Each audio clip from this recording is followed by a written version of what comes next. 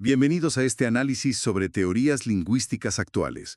Hoy vamos a explorar cómo ha evolucionado el estudio del lenguaje, basándonos en el documento Tema 2, Teorías lingüísticas actuales. La idea es desgranar los conceptos clave, conocer a los autores principales y sobre todo diferenciar bien los enfoques que han marcado la lingüística moderna. Vamos a ello. Empecemos por los precursores. Aunque Panini es una referencia antigua, claro, el siglo XIX es fundamental con el comparativismo, el historicismo. Figuras como Humboldt y su idea del Innersprache, esa forma interna de la lengua. Sí, que refleja una visión del mundo particular. Exacto. Y la ley de Grimm con las correspondencias fonéticas, el ejemplo típico de pater en latín y father en inglés, ¿no? Justo. Y la Stammbaum-Theorie, la del árbol genealógico de las lenguas. Eso es. Y luego los neogramáticos, que buscaban leyes fonéticas fijas, sin excepciones, muy enfocados en la historia, como decías. Muy centrados en la evolución, sí. Pero entonces llega un cambio radical. El estructuralismo. Ferdinand de Saussure, con su curso de Lingüística General de 1916, publicado después de su muerte. Ahí está el punto de inflexión. Totalmente. Saussure dice, la lingüística es autónoma y propone unas dicotomías que, la verdad, lo cambiaron todo.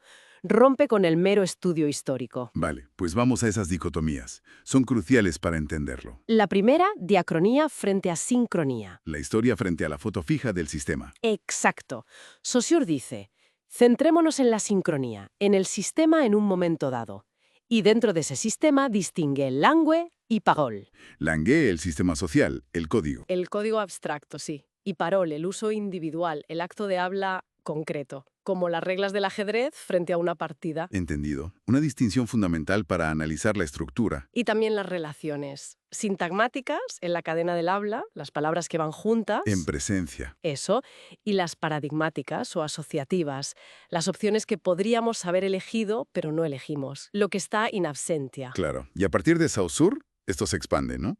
Surgen escuelas. Sí, varias. El Círculo de Praga, por ejemplo, con Jacobson, Trubetskoy, ellos avanzan mucho en fonología. Definen el fonema como unidad distintiva, abstracta, frente al sonido real. Ah, la diferencia entre el concepto P y cómo suena realmente al hablar. Justo. Y critican un poco a Saussure diciendo que el cambio lingüístico no es tan ciego, que tiene una función en el sistema. Y Jacobson también aporta lo de las 6 funciones del lenguaje, ¿verdad? Sí, mostrando cómo la estructura sirve a diferentes propósitos comunicativos. Vale, Praga. ¿Y qué más? Pues el Círculo de Copenhague, con Helmsleth, la glosemática. Suena complejo.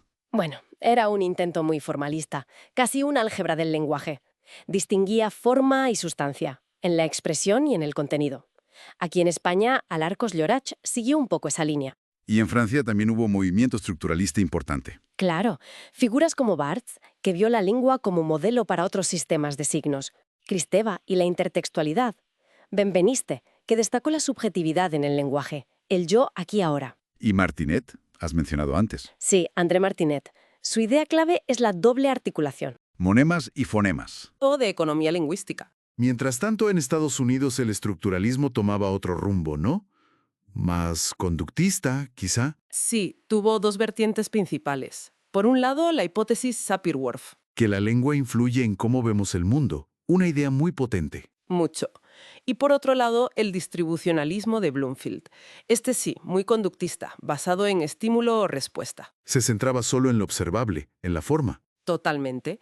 Querían describir la estructura superficial, cómo se distribuyen las palabras y los morfemas en la frase.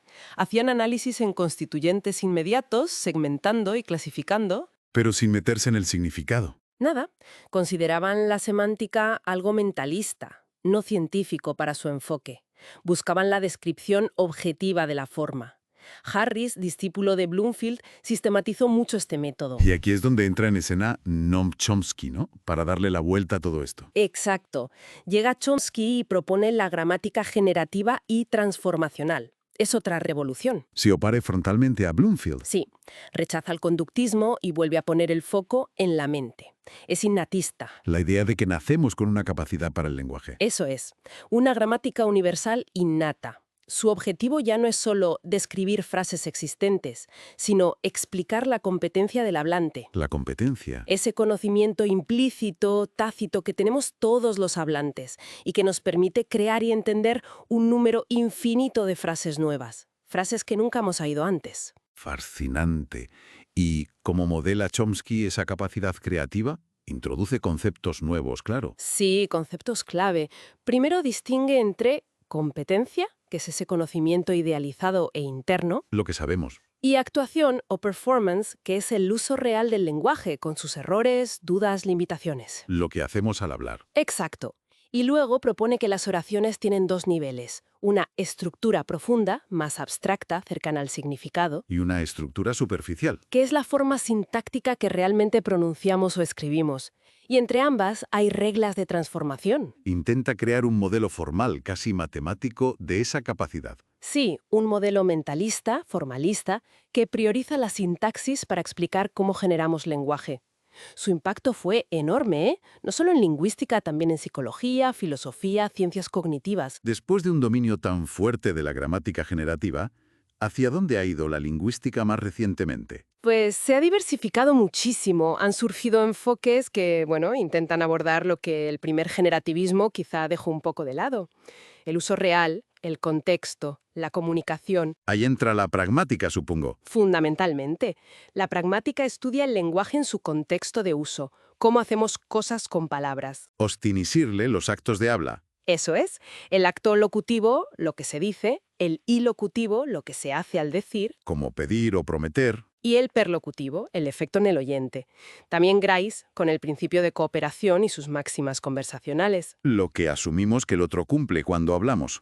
El estudio de la cortesía, hay muchas ramas. También la lingüística del texto, el análisis del discurso, la lingüística cognitiva, que relaciona lenguaje y mente de otra forma. Entonces, recapitulando un poco, hemos visto un viaje que empieza muy centrado en la historia, luego pasa a la estructura sincrónica con Saussure, Sí. luego a las reglas mentales innatas con Chomsky. Y finalmente, parece que vuelve a cobrar mucha importancia el uso, el contexto, la interacción, la cognición con estas corrientes más actuales. Sí, es un buen resumen de esa especie de péndulo o espiral evolutiva. Y esto nos deja una reflexión final, quizás. Pues sí, si hemos ido desde estudio de estructuras más o menos formales y abstractas, ya sea la langue de Saussure o la competencia de Chomsky, hacia el análisis del uso en situaciones reales, comunicativas, sociales. Y cabe preguntarse, ¿hasta qué punto esas reglas internas, esa gramática mental, son una entidad puramente autónoma, innata y separada del uso? O si por el contrario, O si quizás son en parte o en gran medida un reflejo, una cristalización de millones y millones de actos de comunicación, moldeadas a lo largo del tiempo por nuestras necesidades sociales, comunicativas y cognitivas externas. ¿la gramática es puramente mental o es el resultado del uso social? Esa es la gran pregunta, yo creo. ¿Dónde está el equilibrio entre lo individual mental y lo social comunicativo en la configuración del lenguaje? Es una tensión que sigue muy viva y que da para seguir investigando, desde luego.